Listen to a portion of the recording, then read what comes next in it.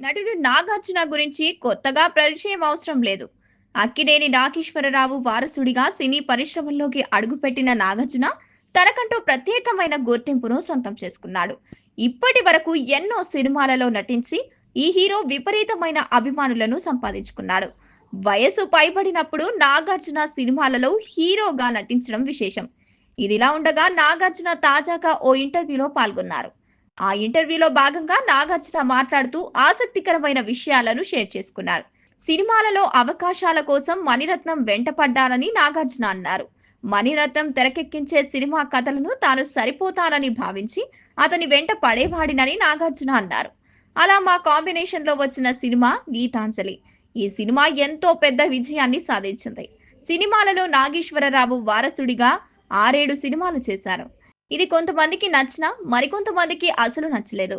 'Majnu' cinema నాకు కాస్త break ఇచ్చింది. ఆ సినిమా అనంతరం 'ఆఖరి పోరాటం' సినిమాతో కమర్షియల్ సక్సెస్ సొంతం చేసుకున్నానని నాగార్జున సంచలన కామెంట్స్ చేశారు.